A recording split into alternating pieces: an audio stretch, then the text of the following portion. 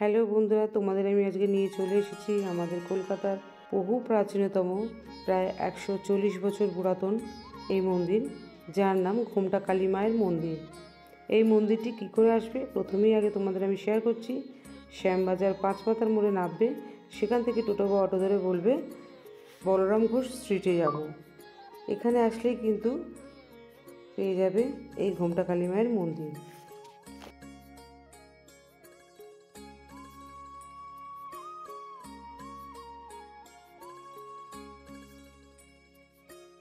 Hello guys, আমি Kanika Koyel, welcome back to my channel Kanika Koyel vlogs. বন্ধুরা, আজকের আমি চলে এসেছি আমাদের কলকাতায় বহু প্রাচীনতম প্রায় 150 বছরের কাছাকাছি পুরাতন এক জীবন্ত জাগ্রত এবং প্রাচীনতম কালী মন্দিরে। ঘোমটা কালী মাও বলে বা ভবতারিণী মাও বলে, কিন্তু ভবতারিণী মাকে কেন ঘোমটা কালী মা নাম দিয়েছে সেই ইতিহাসটা আমি তোমাদের সঙ্গে শেয়ার করবো।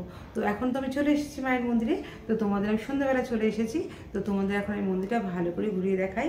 বহু প্রাচীনতম, তো বুঝতেই পারবে দেখলে। এখানে কিন্তু নাট মন্দির রয়েছে, বিশাল একটা নাট মন্দির রয়েছে মায়ের গর্ভগৃহের সামনে। সব তোমাদের সঙ্গে আমি কিন্তু শেয়ার করব। পুরাতন মন্দির, তোমরা দেখলেই বুঝতে পারবে। তো দেখতে থাকো আজকে ঘোমটা কালী মায়ের মন্দির। বন্ধুরা, এই হলো ঘোমটা কালী মায়ের মন্দিরের মেন গেট। তো দেখো, বাঁ পাশে গেটে ঢোকার আগে বাঁ পাশে লেখা রয়েছে কলকাতা হেরিটেজ ভবতারিণী টেম্পল। চলো এখন গেট খুলে ভেতরে যাওয়া যাক। তো আমি চলে এসেছি সন্ধেবেলায়, বুঝতেই পারছো, এমনি পুরাতন বহু বছরের পুরাতন মন্দির। আরও সন্ধেবেলায় চলে এসেছি, তেমন চাকচিক্য নেই চতুর্দিকে, যার জন্য নিস্তব্ধ, খুব একটা শান্ত মনোরম পরিবেশ। বেশ ভালো লাগছে, গ্রাম্য মতন গ্রাম্য পরিবেশ,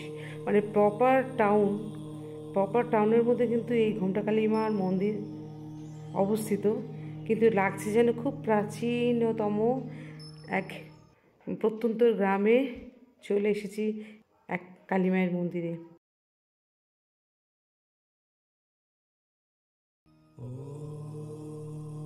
বন্ধুরা, আমরা কিন্তু সবাই জানি বাংলা সিরিয়ালের অনেক শুটিং কিন্তু এই ঘোমটা কালী মায়ের মন্দিরে হয়েছে। এই হচ্ছে মায়ের গর্ভগৃহ, আর মায়ের গর্ভগৃহের দুপাশে কিন্তু দুটো আটচালা শিব মন্দির রয়েছে। তো চলো এই মন্দিরের ইতিহাসটা আগে তোমাদের আমি শেয়ার করে নিই।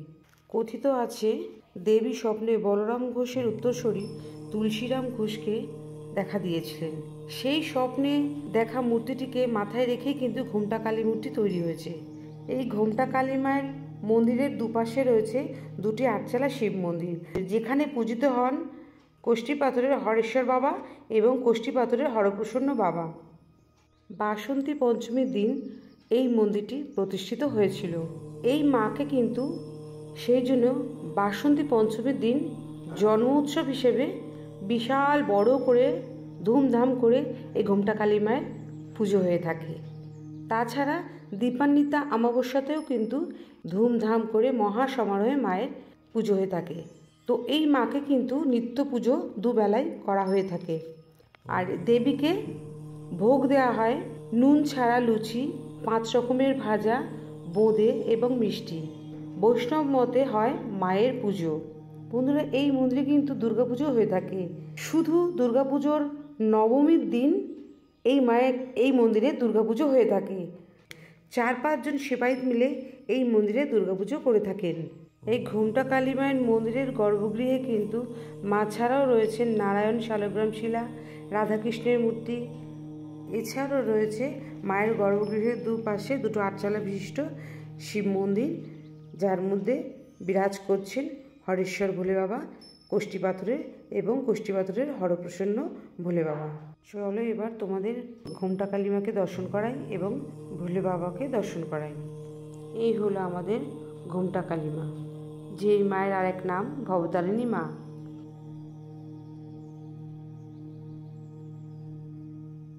তো চলো বন্ধুরা, এবার তোমাদের ভোলে বাবাকে দর্শন করাই। এই হলো আমাদের ভোলে বাবা।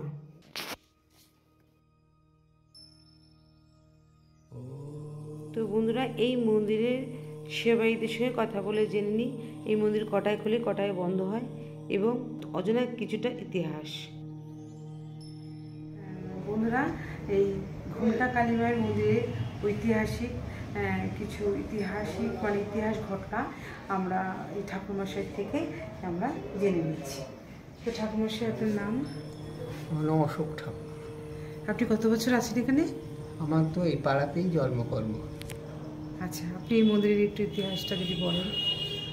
এরা তো ছিল বাংলাদেশে, ঢাকার নবাবের দেয়ান ছিল, তো এরা জমিদার। এরা জমিদার ছিল। এদের ছিল যশোরে জয়কালী। সেই জয়কালী নিয়ে এসেছিল, ওই ঘরে থাকতো। তখন তাকে পাঁঠা বলি, ভোগ এসব দিতে হতো। মা স্বপ্ন দেখালেন যে আমাকে নিয়ে আবার যেখানকার ঠাকুর আমাকে সেখানে পাঠিয়ে দেয়। সেখানে চলে গেল। এই মা স্বপ্ন দেখালো যে আমাকে এখানে প্রতিষ্ঠা করে। ওইটি লেখা আছে, ওই রেজিস। আচ্ছা, ঘুমটা মা মানে ঘুমটা কালী মা নামটা হয়েছে কেন? ঘুমটা কালী মা, এই মাকে একটা কাপড় পরিয়ে, মানে মেয়েদের মতন এদের আগাগোড়া মানে ইচ্ছে যে মা ঘুমটা দিয়ে, মানে এই রূপেই মা স্বপ্নাদেশ দিয়েছিলেন। কালী মার কেউ নাম নেই, নাম হচ্ছে ভবতারিণী কালী।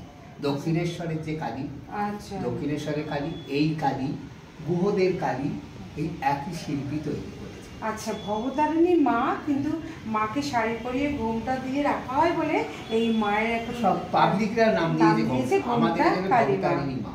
আচ্ছা, মা দক্ষিণা কালী। আচ্ছা, মায়ের আসল নাম ভবতারিণী মা। লেখা আছে, দেখবেন নেম প্লেটে মা। আচ্ছা, সামনে লেখা আছে এই প্রাচীনতম মা কিন্তু ভবতারিণী মা। মাকে ঘোমটা দিয়ে শাড়ি পরিয়ে সুন্দর করে ঘোমটা দিয়ে রাখা হয় বলে এই মায়ের নাম কিন্তু ঘোমটা কালী মা। এই কালী মায়ের মানে মেইন উৎসব, বাকি কি উৎসব এখানে পালিত হয়? বসন্ত পঞ্চমীতে হয় প্রতিষ্ঠা, আর হয় কালী পুজো। বসন্ত পঞ্চমীতে প্রতিষ্ঠা হয়েছিল মায়ের, সেই জন্য মানে ওটাকে জন্ম উৎসবও বলা যায়। সমারোহে পালিত হয়, আবির্ভাব উৎসব। আর একটা হচ্ছে আমাদের যে দীপান্বিতা পুজো হয়, দীপান্বিতা অমাবস্যা। এই মন্দির কটায় খোলে, কটায় বন্ধ হয়? সকাল এবং বিকালে। সকাল 7টার সময় খোলে। আগে ছিল এই 11টা, 11:30 বন্ধ। এখন 10টা, 10:30টায় বন্ধ। আর বিকেলবেলা ওই আগে তো বাবুদের আমলে 4টায় খোলা হতো, বাবুরাই খুলে দিতেন। আর এখন সেইটা 6টা খুলে রাত 9টায় বন্ধ, 8:30, 9টায় বন্ধ।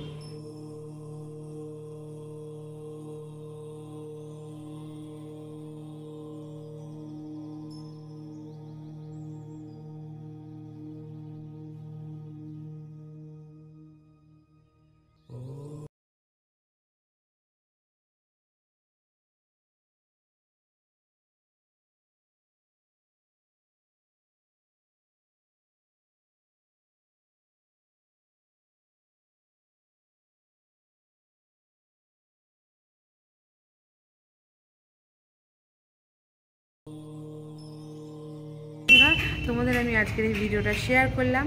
এই ঘুমটা কালী মায়ের মন্দির তোমাদের ঘুরিয়ে দেখালাম এবং এখানকার ইতিহাসটা আমি শেয়ার করলাম যথাসাধ্য।